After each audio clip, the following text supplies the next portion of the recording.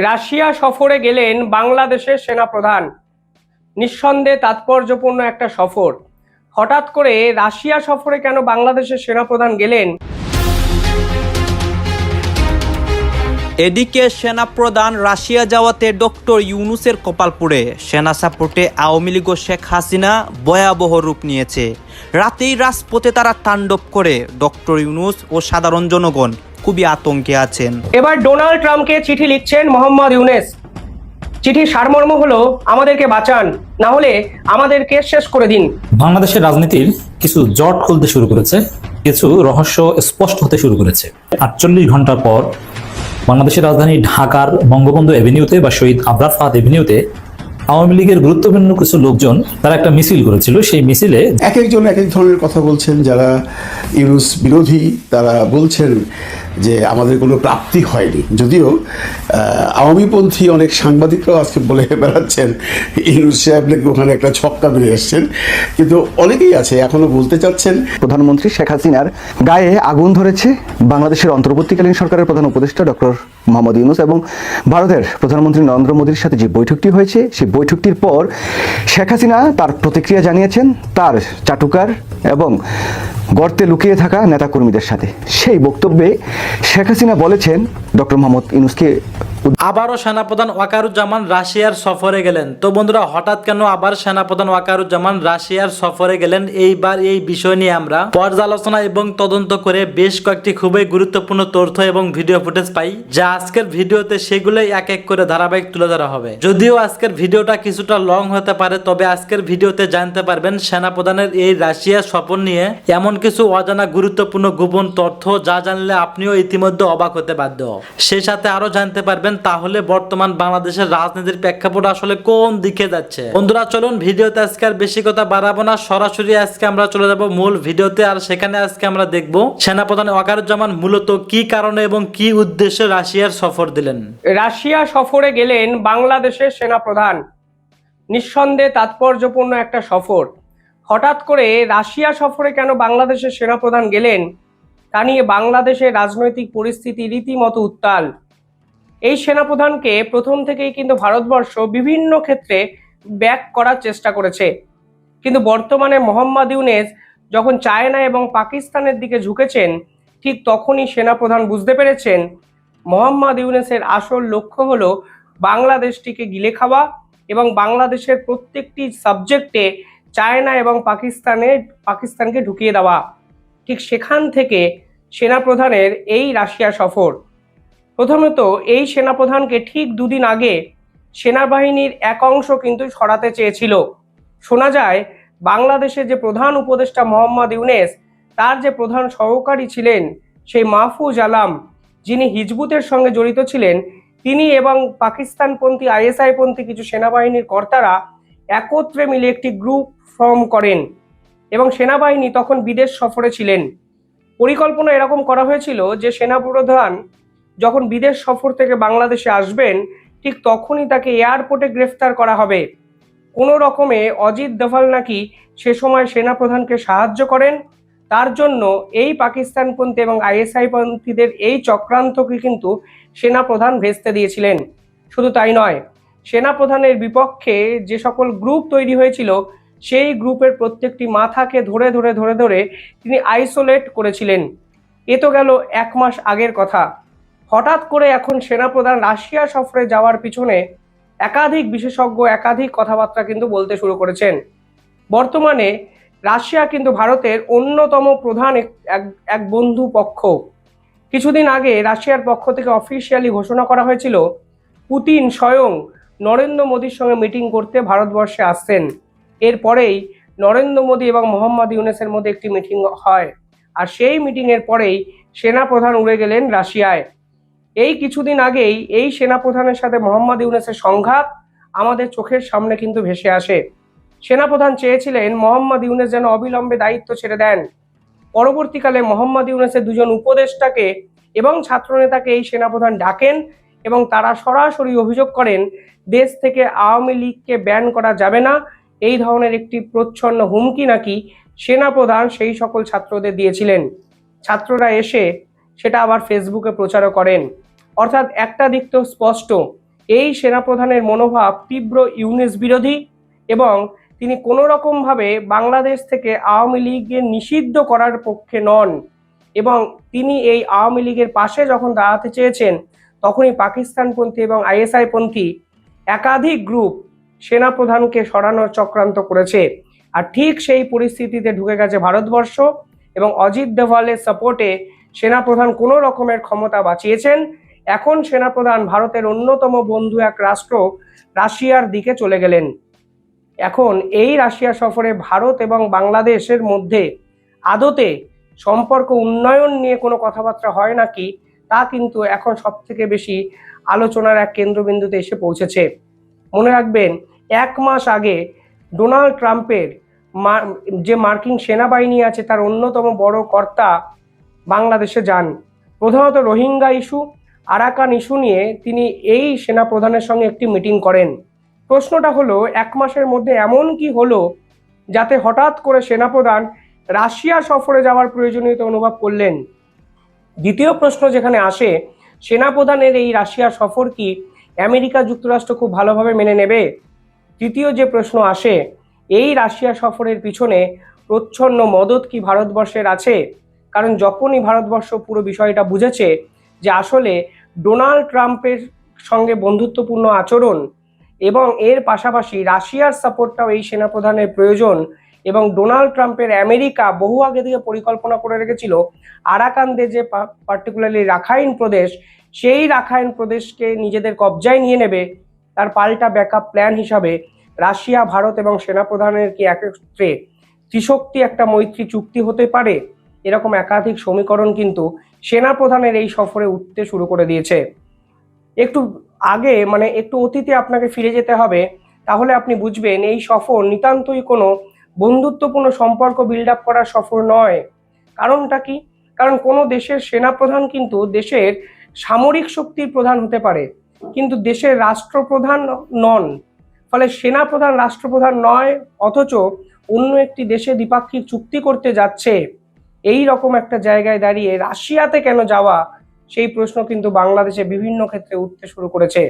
আরও ইন্টারেস্টিং কথা হলো, এই সেনাপ্রধান আমেরিকা এবং কানাডা সফরে গেছিলেন মোহাম্মদ ইউনুসের সময় এবং অনেকে বলেন মোহাম্মদ ইউনুসকে ক্ষমতায় বসানোর পিছনে জো বাইডেনের প্রত্যক্ষ মদত ছিল এবং মোহাম্মদ ইউনুসকে কার্যত গিলে খেতে বাধ্য হয়েছেন সেনাপ্রধান।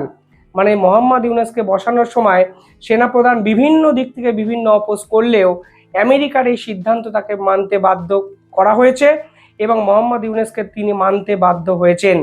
আর মোহাম্মদ ইউনুস যখন ক্ষমতায় বসেন ঠিক তার পরের কিছু মাসেই সেনাপ্রধান বাইডেনের সঙ্গে গিয়ে দেখা করেন, আমেরিকা সফরে যান। কিন্তু বর্তমানে এই সেনাপ্রধান কি বুঝে গেলেন এই আমেরিকা যুক্তরাষ্ট্র, তুলসী গ্যাবার্ড বাংলাদেশের পাশে আর নেই। আর তাই আমেরিকা যেহেতু পাশে নেই, তাই তিনি বিকল্প হিসাবে ভারতের অন্যতম বন্ধু রাষ্ট্র রাশিয়ার দিকে ঝুঁকতে শুরু করে দিলেন। কার মদতে তিনি রাশিয়ায় গেলেন? তিনি ভাবছেনটাই বা কি? এরকম একাধিক প্রশ্ন কিন্তু নিশ্চিতভাবেই উঠবে। পাশাপাশি মোহাম্মদ ইউনুস যেভাবে 7 সিস্টার্সকে নিয়ে কিছুদিন হুমকি বা হুঁশিয়ারি ভারতকে দেওয়ার চেষ্টা করেছেন, নিশ্চিতভাবেই বলা চলে এই সেনাবাহিনী, এই সেনাপ্রধান তা মানার জায়গাতে নেই। কারণ এই মুহূর্তে সেনাপ্রধানের ওই ক্যাপাবিলিটি নেই ভারতের সঙ্গে যুদ্ধ করার। পাশাপাশি অন্য একটা প্রান্ত যদি আপনারা দেখেন তাহলে দেখবেন বাংলাদেশে কিন্তু রোহিঙ্গা সমস্যা দিনের পর দিন বাড়ছে। রোহিঙ্গা সমস্যা মেটানোর জন্য প্রয়োজন সেনাবাহিনী এবং রোহিঙ্গা সমস্যা বাড়ার সঙ্গে সঙ্গে যেটা মেন প্রশ্ন সেটা হলো আরাকানরা কিভাবে বাংলাদেশের বর্ডারে ক্রমাগত চাপ সৃষ্টি করছে। অর্থাৎ সেনাপ্রধান কখনোই বাংলাদেশ সেনাবাহিনীকে দুদিক থেকে এঙ্গেজ করে রাখবেন না। অর্থাৎ ভারতবর্ষ এবং রাখাইন স্টেট দুদিক থেকে এই এঙ্গেজমেন্টটা সেনাবাহিনী এবং সেনাপ্রধানের কিন্তু যাবতীয় মাথা ব্যথার কারণও হতে পারে। এই মুহূর্তে দাঁড়িয়ে আমেরিকা যদি সেনাপ্রধান এবং এই বাংলাদেশের উপর থেকে হাত সরিয়ে নেয়, তাহলে বিকল্প হিসাবে, প্রভাবশালী হিসাবে রাশিয়ায় কিন্তু এই বাংলাদেশের অটোমেটিক চয়েস হতে পারে। তা কিন্তু আজকে পরিষ্কার বোঝা যাচ্ছে। কারণ বাংলাদেশের সেনাপ্রধান যদি রাশিয়া সফরে যায়, সেই সফরে নিঃসন্দেহে গল্প আড্ডা মারার জন্য কেউ যায়নি। এর পিছনে গভীর রাজনৈতিক অঙ্ক আছে, এর পিছনে ভারতের সঙ্গে রাশিয়ার বন্ধুত্বপূর্ণ আচরণটা আছে এবং সেনাপ্রধান ভালোভাবেই জানেন রাশিয়া সফরে গেলে ভারতের পক্ষ থেকে কোনো বিরোধিতা করা হবে না। আর রাশিয়ার সঙ্গে ভারতেরও বন্ধুত্ব অত্যন্ত সুগঠিত এবং স্ট্রং। অর্থাৎ ডোনাল্ড ট্রাম্প যখন মাথার উপর দিয়ে হাত সরিয়ে নিয়েছে এই বাংলাদেশের, যখন তুলসী গ্যাবার্ট পরিষ্কারভাবে বাংলাদেশের এই সংখ্যালঘু নির্যাতন এবং এই সন্ত্রাসবাদীদের আতুরঘর হয়ে যাওয়া নিয়ে প্রকাশ্যে বিবৃতি দিয়েছেন, তখন আমেরিকা যখন পাশ থেকে সরে যায়, তখন কিন্তু পরিষ্কারভাবে বাংলাদেশের সেনাপ্রধানের প্রয়োজন হয় রাশিয়াকে। তাহলে ভারত রাশিয়া সেনাপ্রধান একত্রে কি নতুন জোট তৈরি করার চেষ্টা এই দক্ষিণ এশিয়ার পলিটিক্সে তৈরি হচ্ছে? এই প্রশ্ন কিন্তু সেনাপ্রধানের এই রাশিয়ার সফর নিঃসন্দেহে তুলে দেবে। মোহাম্মদ ইউনূস পাল্টা কি পরিকল্পনা করেন, সেই প্রশ্নও কিন্তু ভবিষ্যতে আসবে। তিনি কি বিকল্প হিসাবে চায়নার সঙ্গে আরও বন্ধুত্ব বাড়াবেন, নাকি চায়না যেভাবে ভারতের দিকে ঢুকলেন সেখানে মোহাম্মদ ইউনূস আস্তে আস্তে আইসোলেশনের দিকে মুভ করবেন? একাধিক প্রশ্নের উত্তর নেই আপাতত, কিন্তু নিশ্চিতভাবেই বলা চলে এই রাশিয়া সফরের পিছনে অনেক সমীকরণ কিন্তু লুকিয়ে আছে, যা হয়তো আমরা এখনো বুঝতেই পারছি না। বেগম খালেদা জিয়াকে নিয়ে বিএনপি ভুল রাজনীতি করছে এবং অসুস্থ খালেদা জিয়াকে নিয়ে এক ধরনের নোংরা রাজনীতি করছে। দর্শক, বিএনপি একটা ব্যর্থ চেষ্টা করছে, যেটা করা উচিত সেটা করতে পারছে না, আর উল্টো লাইনে খালেদা জিয়াকে নিয়ে নোংরা রাজনীতি করছে। আপনারা জানেন যে খালেদা জিয়া অত্যন্ত অসুস্থ। আপনাদের অবগতির জন্য জানাচ্ছি, খালেদা জিয়া লন্ডনে গিয়েছিলেন তার যে মূল রোগ লিভার সিরোসিস, এই লিভার রিপ্লেস করা যায় কিনা, ট্রান্সপ্লান্ট করা যায় কিনা, মূলত এই জন্যে, এবং সেটা সম্ভব ছিল, উন্নত দেশে এটা সম্ভব, এবং এটা সবাই ডাক্তাররা বলেছেন যে তার লিভার কিওর সম্ভব নয়, ট্রান্সপ্লান্ট হলে তিনি সুস্থভাবে দীর্ঘদিন আল্লাহ হায়াত দিলে বাঁচতে পারবেন। কিন্তু তার শারীরিক অসুস্থতা এমন একটা পর্যায়ে এসেছে যে ট্রান্সপ্লান্ট করতে গেলে তিনি আর জীবিত থাকবেন না, মানে অপারেশনসের ধাক্কা সামলানোর মতো ফিজিক্যাল কন্ডিশন তার নেই। এখন তিনি লন্ডন যেতে পেরেছেন, এটা যদি আজ থেকে 3-4 বছর আগে যেতে পারতেন তাহলে সম্ভব ছিল, তার লিভার রিপ্লেসমেন্ট সম্ভব ছিল এবং তিনি সুস্থ হয়ে আমাদের মাঝে রাজনীতিবিদ হয়ে ফিরতে পারতেন। কিন্তু টু লেট, আর সম্ভব নয়। এমনকি তিনি লন্ডন শহর থেকে ঢাকা আসবেন, এত দীর্ঘক্ষণ সফর করার মতো ফিজিক্যাল কন্ডিশন তার আছে কিনা এটা নিয়েও সন্দেহ আছে। কিন্তু তারপরেও বেগম খালেদা জিয়াকে দেশে আনতে যাচ্ছে বিএনপি। মিড এপ্রিলের মাঝামাঝি সময় বেগম খালেদা জিয়া দেশে আসতে যাচ্ছেন, অথচ বেগম খালেদা জিয়ার যে শারীরিক কন্ডিশন, তাতে রাজনীতিতে সামান্য কন্ট্রিবিউট করার মতো কোনো সক্ষমতা তার নেই। তিনি কোনো মতামত দিতে পারেন না বা তার কাছ থেকে মতামত নেওয়া হয় না। জাস্ট প্রতীকী অর্থে সর্বোচ্চ খালেদা জিয়ার কন্ট্রিবিউশন এতটুকুই সম্ভব, একটা লিখিত বক্তব্য তাকে ধরেই দেওয়া হোক, তিনি সেটা দেখে দেখে পড়তে পারেন, যেরকম 5 আগস্টের পরে 2 বার এরকম করেছেন। এছাড়া নিজে একটা বক্তব্য লিখে বা তার সাথে একটু অ্যাড করে বলবেন, এরকম শারীরিক সক্ষমতা বেগম খালেদা জিয়ার নেই। তাহলে বেগম খালেদা জিয়ার জন্য ডাক্তারি মতে স্বাভাবিকভাবে কি করণীয়? করণীয় হচ্ছে যে তিনি উন্নত দেশে থাকবেন, মাঝে মাঝে লিভারে পানি জমে গেলে বা কোনো অসুবিধা হলে সেই উন্নত দেশের ব্যবস্থার মাধ্যমে চিকিৎসা নেবেন, যতদিন আল্লাহ তাকে এভাবে রাখে, এটাই স্বাভাবিক হিসাব। তাতে লন্ডনে থাকাটাই তার জন্য বেস্ট। কিন্তু না, বিএনপি তাকে ঝুঁকি নিয়ে দেশে নিয়ে আসবে। এটা ঝুঁকি, কারণ দেশে আসার পথেও অঘটন ঘটতে পারে, কারণ এত লং জার্নি করার মতো ফিজিক্যাল কন্ডিশন তার নেই। তো দর্শক, সেখানে আরো একটা হিসাব দেখেন, খালেদা জিয়া দেশে আসবেন, তারেক রহমান দেশে আসবেন কিনা এ বিষয়ে বিএনপি নিশ্চিত কিছু বলতে পারছে না। তারেক রহমানের নামে কোনো মামলা নেই, কিন্তু তার দেশে আসার তারিখ সম্পর্কে কিছু বলতে পারছেন না। কিন্তু খালেদা জিয়ার তারিখ সম্পর্কে বলছেন সবাই, বিএনপি বলছে না। এখন তো বরং খালেদা জিয়ার পরিবারের একমাত্র সদস্য এখন তারেক রহমান এবং তার পরিবার, তাদের সাথে থাকাটাই তার এই শেষ জীবনের একটা বাস্তবতা। কিন্তু সেই তারেক রহমান তার পরিবারকে লন্ডনে রেখে খালেদা জিয়া একা আবার চলে আসবেন, এটা হচ্ছে অসুস্থ খালেদা জিয়াকে নিয়ে এক ধরনের নোংরা রাজনীতি। কি সেটা? বিষয়টা এরকম যে বিএনপির তো ইমেজ নাই, বিএনপি শেষ। বিএনপিকে এখন থুথু দেয়, মানুষকে ভারতের দালাল মনে করে, আর বিএনপিকে মনে করে এখন অভিভাবকহীন, যে বিএনপি নেতা নাই কোনো। এখন খালেদা জিয়াকে এনে ওই একটু বলবে খালেদা জিয়া তো আসছে, এখনো কাগজে কলমে চেয়ারপারসন, তিনি দেশে আছেন, আমাদের চেয়ারপারসন তো দেশে, মানে এরকম তাকে অথবা কোথাও একটু চেয়ার টেয়ার নিয়ে কোনো সমাবেশে বসাতে পারে কিনা, এরকম একটা নোংরা পরিকল্পনা আছে বিএনপির ইমেজ পুনরুদ্ধারের জন্য, অথবা বিএনপির যে হারানো ইমেজ বা বিএনপির যে কঠিন অবস্থায় পড়েছে, এই অবস্থা থেকে বাঁচার জন্য খালেদা জিয়া কোনোভাবে খালেদা জিয়াকে ব্যবহার করা যায় কিনা, এরকম একটা চিন্তা থেকে খালেদা জিয়াকে দেশে আনতে চাচ্ছে বিএনপি। আচ্ছা ভাই, খালেদা জিয়া তো অসুস্থ, তাকে একটু ভালো থাকতে দেন, ভালো লন্ডন ক্লিনিক পৃথিবীর অন্যতম একটা শ্রেষ্ঠ ক্লিনিক, সেখানে মাঝে মাঝে যাওয়ার সুযোগ দেন। আর রাজনীতি করার জন্য যদি দেশে আসতেই হয় বিএনপি, তারেক রহমান আসুক, তারেক রহমান তো সুস্থ, তাকে আসলে তো আর পুলিশ ধরবে না ভাই, তার সমস্যাটা কি? এটাই হচ্ছে বিএনপির ভুল রাজনীতি, অপরাজনীতি, যে খালেদা জিয়াকে দেশে আনছে অথচ তারেক রহমানকে দেশে আনতেছেন না। তারেক রহমান কবে আসবেন এটা বলতে পারছেন না। ভাই তারেক রহমান আসুক, খালেদা জিয়াকে বাদ দেন, খালেদা জিয়াকে দেশে এসে কি করবে? তিনি ভালো চিকিৎসা নিক, তার মাধ্যমে ঝুঁকিটা কেন নেওয়াচ্ছেন? খালেদা জিয়া এসে কোনো লাভ হবে আপনাদের? ওই তার মাধ্যমে জোর করে কিছু করানো ছাড়া তিনি কি দেশব্যাপী ভিজিট করে বিএনপির চাঁদাবাজদের সাহায্য করতে পারবেন? পারবেন না। তারেক রহমান নিজেও জানে যে এই বিএনপি দিয়ে কাজ হবে না, এই কারণে খালেদা জিয়াকে পাঠাচ্ছেন, তারেক রহমান নিজে আসছেন না। অথচ তার আশাটা 5 আগস্টের পর যে কোনো সময় তিনি চাইলে আসতে পারতেন, 8 আগস্ট, 9 আগস্ট, 10 আগস্ট, যে কোনো সময় আসতে পারতেন, কিচ্ছু হতো না।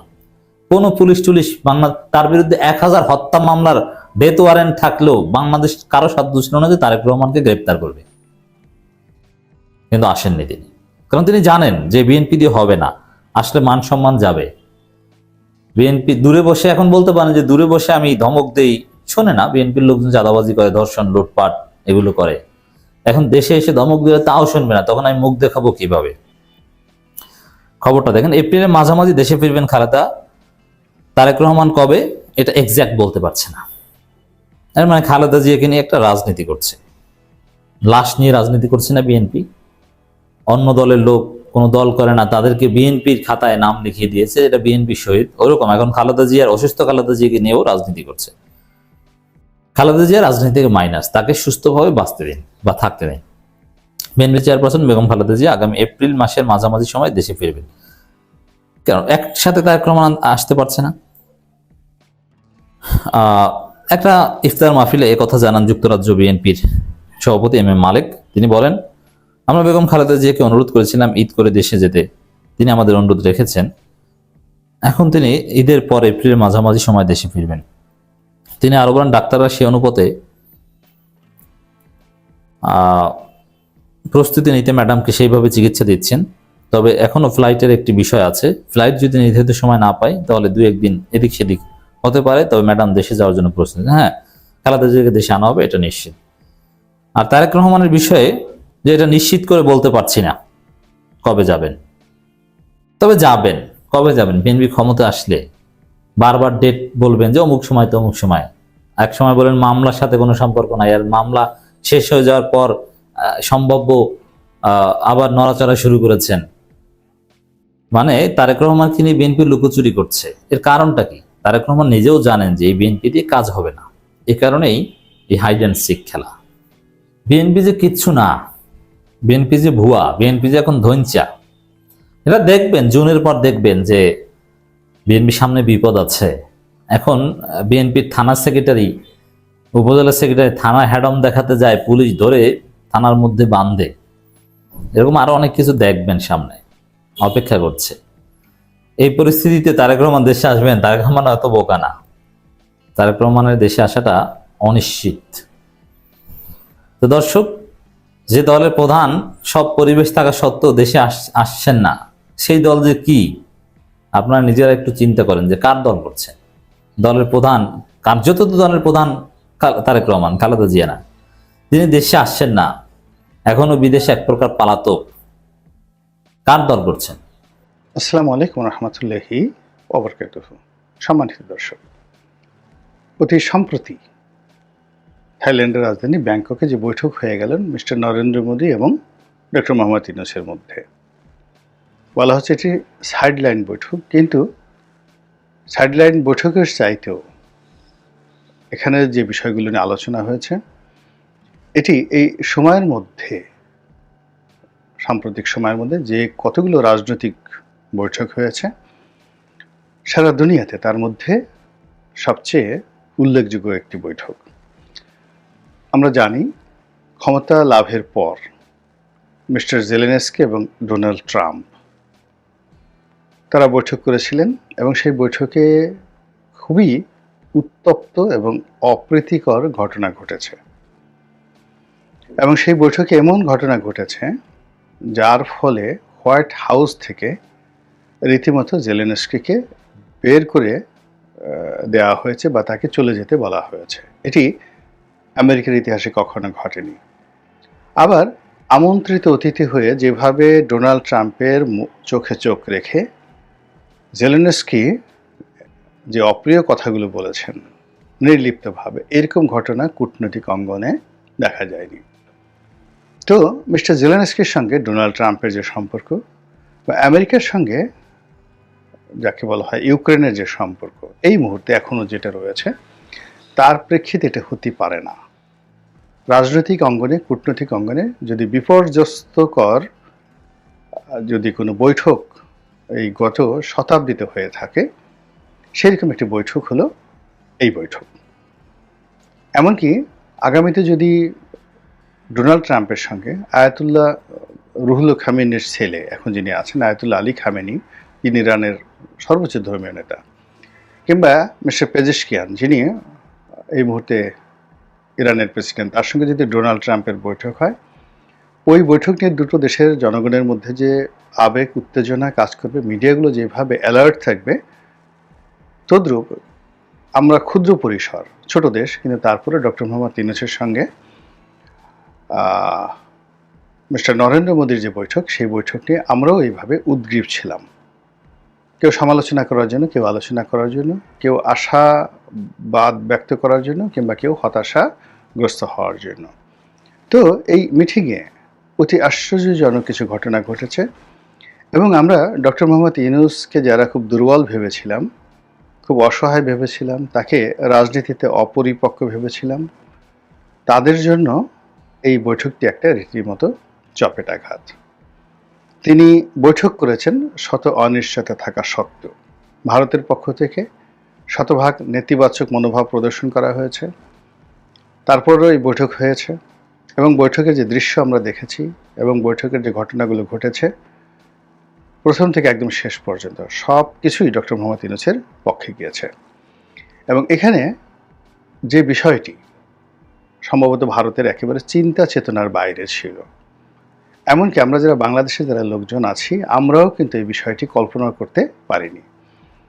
আমরা অনেকেই বলার চেষ্টা করেছিলাম যে ডক্টর মোহাম্মদ ইউনূস কেন ভারতের কাছে নতজানু হতে যাচ্ছেন, কেন তাকে নরেন্দ্র মোদীর সঙ্গে বৈঠক করতেই হবে। কিন্তু এই বৈঠকের পর আমরা সবাই যেটি এখন বুঝতে পারছি যে ডক্টর মোহাম্মদ ইউনূস যা চিন্তা করেন, যা কল্পনা করেন, সেটি অনুধাবন করা বা সেটি কল্পনা করা বা তার ধারে কাছে যাওয়ার ক্ষমতা আমাদের মতো ইউটিউবার তো দূরের কথা, এই বাংলাদেশে কোনো বুদ্ধিজীবী বা রাজনীতিবিদদের সেটি নেই। আমরা যেভাবে এখনো পর্যন্ত বুঝতে পারছি না যে উনি কি করে ক্ষমতায় এলেন, আমরা এখন পর্যন্ত বুঝতে পারছি না যে ওনার উপদেষ্টা পরিষদ কিভাবে গঠিত হলো, এখনো পর্যন্ত বুঝতে পারছি না যে তিনি কেন আগস্ট মাসের 5 তারিখে না এসে 8 তারিখে এলেন, এখনো পর্যন্ত বুঝতে পারছি না। আবার তিনি কি করবেন, কবে যাবেন, ইলেকশন কি দেবেন নাকি দেবেন না, তিনি কি এখনকার মতো এইভাবে সহজ সরল থাকবেন নাকি শক্তিশালী হবেন এবং বাংলাদেশে যে সমস্ত মানুষ ডান্ডা থেরাপিতে বিশ্বাসী, অর্থাৎ পশ্চাৎ দেশে বাড়ি পড়লে যারা আব্বা আব্বা করে ডাকে, তো এই ধরনের যারা রাজনীতিবিদ রয়েছেন তাদের সঙ্গে তিনি আগামীতে কি আচরণ করবেন, এইগুলি নিয়ে যখন আমরা হিসাব মিলাতে পারছি না এবং তাকে একজন সাধারণ দুর্বল মানুষ হিসেবে নিজেরা বলার চেষ্টা করছে যে আমি রাস্তায় নামলে তার অবস্থা থাকবে না, আমি বললে তার কাপড় চোপড় থাকবে না, ইত্যাদি নানা রকম যখন অহংকার দেখাচ্ছি, ঠিক সেই সময়টিতে মিস্টার নরেন্দ্র মোদীর সঙ্গে তার এই বৈঠক এবং বৈঠকের যে আলাপ আলোচনা, সেই আলাপ আলোচনা ভারতের পক্ষ থেকে যাই বলা হোক না কেন, যতটুকু বলা হয়েছে, আমরা বাংলাদেশের কোনো ন্যারেটিভ আমরা ধরলাম না। শুধু ভারত যে বিষয়গুলো বলেছে সেইগুলোর মধ্যে একটা বিষয়কে আমি উল্লেখ করব। সেটি হলো তিনি মিস্টার নরেন্দ্র মোদীকে চোখে চোখ রেখে বলেছেন শেখ হাসিনাকে ফেরত দেওয়ার জন্য। এটা হলো ভারতের ন্যারেটিভ, এটা স্বীকার করা হয়েছে, এই বিষয়ে আলোচনা করা হয়েছে। আর বাংলাদেশের পক্ষ থেকে যেটি বলা হয়েছে বা বলা হয়নি বা আমরা আন্দাজ করি, তিনি স্পষ্টতই তার বিরক্তি, শেখ হাসিনা যে ভারতে রয়েছেন, নরেন্দ্র মোদীর আশ্রয় দিয়েছেন, এটিতে তিনি তার বিরক্তি ফুটিয়ে তুলেছেন। এবং ভদ্রলোকের আলাপ আলোচনার মধ্যে আসলে খুব একেবারে খোঁচা দিয়ে বলার দরকার নেই। এইভাবে তিনি তার চোখ, তার মুখ, তার অভিব্যক্তি এগুলো প্রকাশ করে যদি তার যে নোট অফ ডিসেন্ট বা নোট অফ অ্যারোগ্যান্স এর মাধ্যমে তিনি প্রকাশ করতে পারেন তিনি পছন্দ করছেন বা করছেন না এই বিষয়গুলো। তো নিঃসন্দেহে নরেন্দ্র মোদীর সামনে বসে শেখ হাসিনার প্রসঙ্গ তোলা একটা দুঃসাহসিক বিষয়, যেটি তিনি দেখিয়েছেন। দ্বিতীয়ত, এই বিষয়টি আলাপ আলোচনা করার ফলে কেবল বাংলাদেশ নয়, বিশ্ব মিডিয়াতে রীতিমতো তোলপাড় শুরু হয়েছে। এবং শেখ হাসিনার যে বিষয়টি, সেই বিষয়টি নিয়ে এখন ভারতকে বিশ্ব মিডিয়ার কাছে জবাবদিহি করতে হবে যে তিনি কিভাবে আছেন, কোন অধিকারে আছেন, কেন আছেন, এই বিষয়গুলো ভারতকে এখন বলতে হবে। দ্বিতীয়ত, ডক্টর মোহাম্মদ ইউনূস তাকে ফেরত চেয়েছেন। এখন কেন ফেরত দেওয়া হবে না কিংবা কেন ফেরত দেওয়া হবে ইত্যাদি বিষয়গুলো নিয়ে আলোচনার একটা দ্বার খুলে গেল। এবং এটা বাংলাদেশে নয়, এটা আন্তর্জাতিক, গ্লোবালি এটা খুলে গেল। এবং গ্লোবাল মিডিয়াকে ম্যানেজ করার জন্য ডক্টর মোহাম্মদ ইউনূসের যে যোগ্যতা রয়েছে, ফলে এখানে অনেক কিছু হবে। New York Times, Washington Post থেকে শুরু করে the Telegraph, the Sunday Times, the Economist, Time Magazine, Far Eastern Economic Review থেকে শুরু করে এমনকি যদি বুমবার্গেও শেখ হাসিনাকে নিয়ে, নরেন্দ্র মোদীকে নিয়ে কোনো রিপোর্ট আসে, ডক্টর মোহাম্মদ ইউনূসের যাকে বলা হয় সেখানে তার ইনফ্লুয়েন্সে আমরা খুব আশ্চর্য হব না। কিংবা বিশ্বের সমস্ত নোবেল লরিয়েট বা মানবতাবাদী যে সংগঠনগুলো আছে, তারা যদি সেই ওয়াশিংটন পোস্টে বিজ্ঞাপন ছাপায় যে শেখ হাসিনার বিচার হওয়া উচিত মানবতা বিরোধী অপরাধের জন্য বাংলাদেশে, অথবা আন্তর্জাতিক যে অপরাধ ট্রাইব্যুনাল রয়েছে, বাংলাদেশেরটা নয়, যেটিকে ইন্টারন্যাশনালি হেগে যেটা রয়েছে, আন্তর্জাতিক অপরাধ আদালত, তো সেখানে শেখ হাসিনার বিচার হওয়া উচিত, এইরকম যদি একটা বিজ্ঞাপন ছাপা হয়, কিন্তু রিপোর্ট ছাপা হয়, আল জাজিরা যদি একটা রিপোর্ট করে শেখ হাসিনার বিরুদ্ধে, নরেন্দ্র মোদীর বিরুদ্ধে, সবাই আশ্চর্য হলেও আমি অন্তত আশ্চর্য হব না। কেননা এই ঘটনার ফলে আমার কাছে মনে হয়েছে যে অনেক কিছুই আমাদের জন্য অপেক্ষা করছে। তো যা হোক, নরেন্দ্র মোদীকে ডক্টর মোহাম্মদ ইউনূস বলবেন যে শেখ হাসিনাকে আমরা ফেরত চেয়েছি, ভার্বাল নোট পাঠিয়েছি, তাকে কেন দেওয়া হচ্ছে না, এক, বা তাকে বাংলাদেশে পাঠানোর জন্য তিনি অনুরোধ করেছেন। তো এটি ভারতের জন্য একটা বিরাট চপেটাঘাত, বাংলাদেশের জন্য এই মুহূর্তে যারা সরকার চালাচ্ছে তাদের জন্য একটা বিরাট সফলতা। তৃতীয়ত, এই বৈঠকে এই আলাপ আলোচনার ফলে শেখ হাসিনাকে নিয়ে ভারতীয় পার্লামেন্টে আলোচনা হবে এবং নরেন্দ্র মোদী বিরোধী যারা লোকজন রয়েছেন, ইতিমধ্যে অনেকেই শেখ হাসিনার ব্যাপারে মুখ খুলেছেন।